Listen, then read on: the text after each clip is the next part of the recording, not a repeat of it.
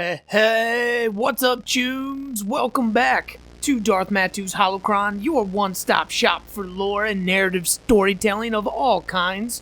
We are back today with another lore video, and this one is on the world of Cyberpunk. We've already covered world history and taken a closer look at most of the major regions of the world. Today, we're going to cap off those timelines by looking at the spots we've overlooked, the African nations, and life in orbit. Today, we are going to discuss the Highriders. So strap in, get ready for a launch into orbit. I hope you enjoy, and let's begin. You leave Earth, and everything you forget to bring will kill you. Everything you do bring, which doesn't work properly, will kill you. When in doubt, assume everything will kill you. Commander Nathan Spring, Star Cops. Now, we have already covered history in detail in our other videos, so I'm not going to recap all of that here. Suffice it to say that space travel and exploration continued much the same as it did in the real world, with the space race unfolding as normal. The differences would come much the same as with the rest of the deviations in the timeline around 1990. The European Space Agency would spend millions pushing to compete with the Americans and Russians in space, and they would finally achieve a major breakthrough in 1991 with the invention of the Hermes spaceplane. This made trips into low Earth orbit easier and cheaper than ever before. The European Economic Community would be founded the year after that, in 1992, and the erstwhile European government would turn to orbit in order to expand its wealth and power base.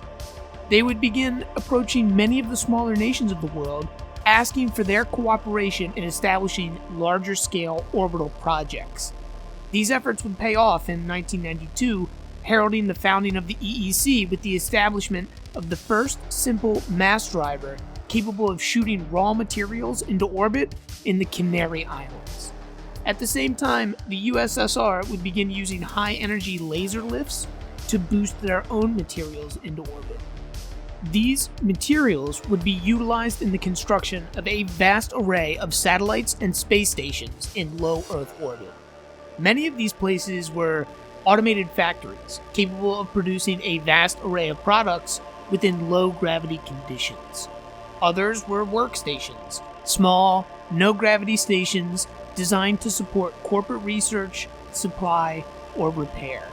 This network of manufacturing capability, combined with the ability to harvest energy from the radiation of space, gave the ESA the ability to catapult themselves beyond Earth's orbit, establishing Tycho Colony on the Moon in 1999. While the rest of the world was languishing in the grip of the collapse, scourged by nuclear fire or tormented by collapsing governments, the ESA was establishing the first permanent city on the Moon.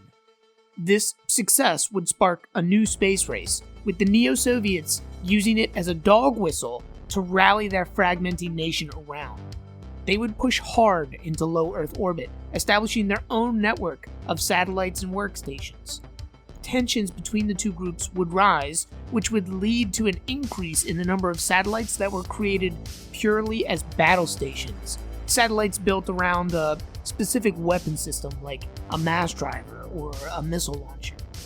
Each side would slowly increase their military footprint in orbit, with the ESA even going so far as to build a secret mass driver outside Tycho Colony, an enormous rail cannon capable of launching payloads in excess of anything fired before. This enormous cannon would be completed in 1999, and it would ostensibly be used to hurl raw materials from the Moon's surface into space, where they could be used in further construction. The European Economic Community's attempts to approach smaller nations would come to fruition during this time, with many of the sub-Saharan African states coming together as one in order to improve their bargaining position with the European power. This new group would become known as the Pan-African Alliance, and it essentially merged dozens of African states into one federal entity that was capable of making international deals on behalf of all of them.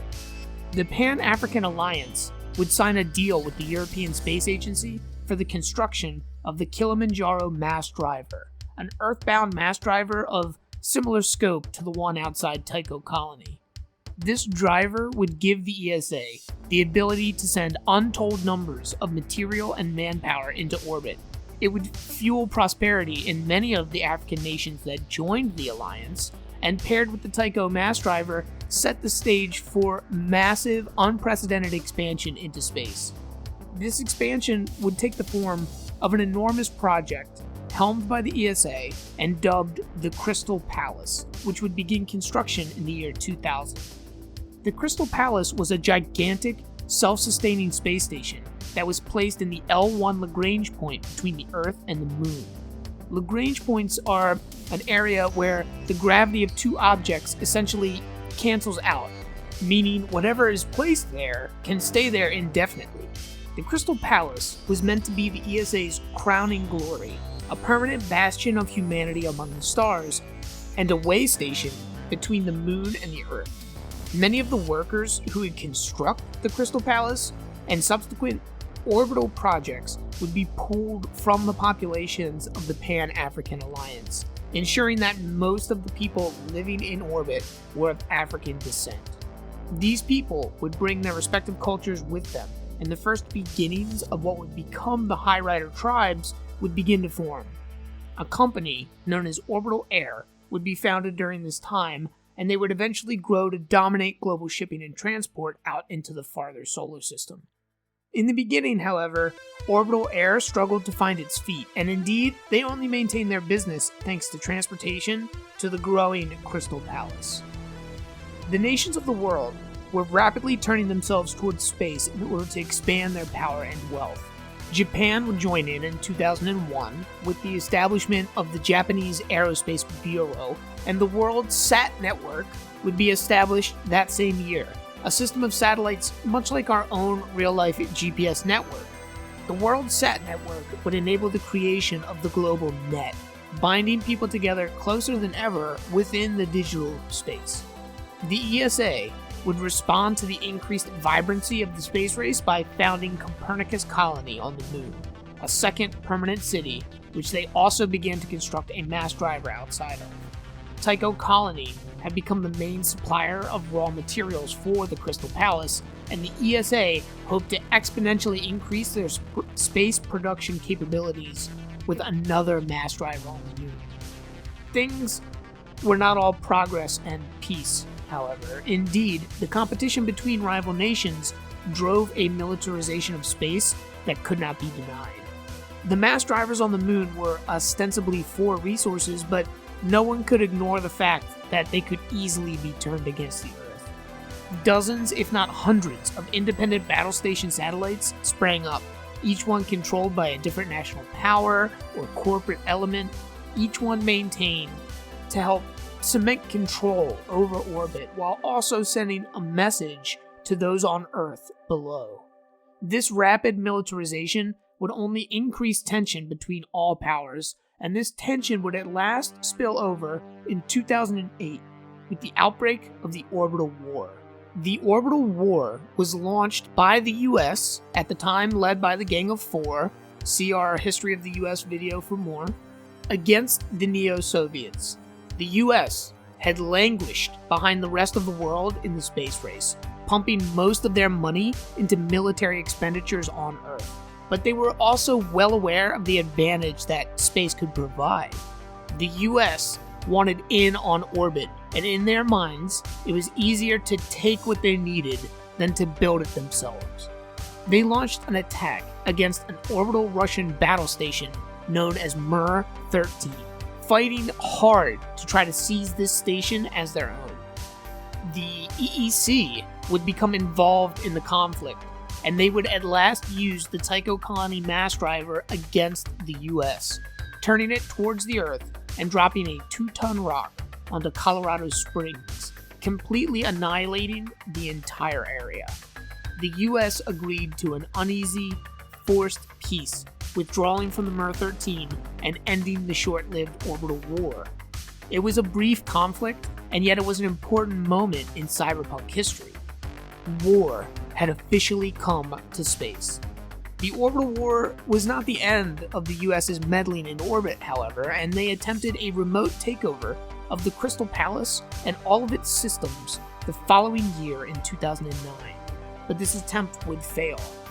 The ESA would discover that the US had purposefully backed this attempt in an intelligence operation, and they retaliated by dropping a 5-ton rock off the coast of Washington, D.C., inundating the capital in a tidal wave that caused massive devastation. The US would cease all overt aggressive acts in orbit after that, and indeed around the world in general, collapsing in on itself on a tide of reform and civil unrest that would completely erode the federal government. The new status quo in orbit would hold for the next several years, with expansion the name of the game. A new space colony named O'Neill 1 would start construction at the L5 Lagrange point in 2010. A massive cylinder capable of housing tens of thousands, and a similar construction, dubbed O'Neill 2, would start construction at the L3 point, with a third colony constructed at the L4 point, dubbed O'Neill 3. Each of these cylinders was essentially a complete self-contained nation, the same way that the Crystal Palace was. O'Neill 2 would be renamed Galileo Cylinder when it was completed, and O'Neill 3 into Paradise Station. The Crystal Palace would officially be completed the year after that, in 2011, and a joint ESA-Soviet mission would successfully land on Mars the same year, though no permanent habitation was formed at the time. They would follow up this success in 2018 when they would launch a joint mission to Jupiter, and then another mission to the Red Planet later that same year. NASA would attempt to compete by launching their own manned mission to Mars in 2019, and then another one to Jupiter in 2020. NASA would even manage to successfully establish a colony on Mars in 2021, dubbing it Christ Base. This would be followed up in 2022 by a joint ESA-Soviet mission that would establish their own colony on the Red Planet, officially making humanity an interplanetary species. There would be general stability in orbit during this time, but many of the Highriders would continually get pulled into politics and warfare that would unfold among the nations down below on Earth. The Highrider culture would truly cement itself in the decade between 2010 and 2020, with the Highriders becoming a very distinct, unique group of their own. As mentioned before, the Highriders were born out of a predominantly African culture. There were non-Africans in orbit, but they accounted for only about 30% of the population. This resulted in a mixing pot of ideas and culture that was heavily tinged by an African bedrock. The Highriders are a tribal culture, with many stations or groups coming together around shared manhood rituals, tattoos, or shared mythology that would begin to form, especially regarding the Big Black, the Highrider name for space. The emergence of these independent cultures led to a greater and greater feeling of independence from Earth. Why did the people in orbit even need the people on the ground? The Crystal Palace and the O'Neill cylinders were entirely self-sufficient, even producing their own oxygen and food. They didn't need Earth, and yet those on Earth constantly dragged the Highriders into their games, forcing them to partake in corporate espionage and even outright warfare against their rivals. Tensions would start to become hot as early as 2019, with several outbreaks of civil unrest across all of the space colonies, including the ones on the moon. The Fourth Corporate War would break out in 2022 between the giants Arasaka and Militech, and as always, the Highriders were pulled into earthly corporate games against their wishes. This would prove to be the final straw, and a mass Highrider revolt would result in the independence of Galileo's cylinder and the other orbital stations, with the exception of the Crystal Palace. The Highriders would seize control of corporate military assets in space, and they would use them to rain devastation down across large areas of the Earth. This conflict would become known as the 7-Hour War, and it was a major contributing factor to the time of the Red, the time when all the dust and debris thrown up by the impacts and by the nuclear exchange in Night City when Arasaka Tower was brought down turned the sky red. Many nations of the Earth would recognize the independence of the Highrider factions in the wake of the 7-Hour War, and this set Galileo and the other cylinders up as actual nations of their own, the first independent human nations in space. The Highrider tribes would form into a governing body known as the Highrider Assembly, and the Assembly would declare a militant neutrality that holds even in 2077. This would also have some spillover effects down on Earth, as, again, the majority of Highriders were Pan-African descent. They would use their orbital position to help protect their relatives on the African continent, meaning that Africa largely escaped the devastation of the Fourth Corporate War. Indeed, Africa in 2077 is home to many of the most advanced cities on Earth, gleaming centers of civilization that stand in stark contrast to the exploited nations that existed at the dawn of the 20th century. The Fourth Corporate War would have larger ramifications for the push into space. It would severely curtail what had, prior to that point, been decades of expansion. NASA would lose contact with their manned Jupiter mission, and they would never be found, not even 50 years later. The destruction of much of the world's former production and trading capability meant that equipment for space would become much more expensive to make, and costly trips to the outer solar system would no longer become viable. The colonies on Mars were sustained, but they would slip into a draconian, Orwellian kind of clamped down society, with everyone constantly monitored and at the service of the state, or in the case of the people on Mars, the corporations who ran the colonies. The Highriders would maintain their position as an independent group, and they would profit from this neutrality, selling orbital services to whoever could afford them. Orbital Air would cement itself as one of the richest and largest companies on Earth in the wake of the Fourth Corporate War. The disruption and the danger that the war brought to international trade, making orbital shipping the most viable way of transporting goods internationally. Flights to the Crystal Palace, the Highrider cylinders, Luna, and Mars are still regular by the time of 2077, but of course, they're the purview of the wealthy or those with corporate connections. But alright, Chooms, that brings us to the end of the video.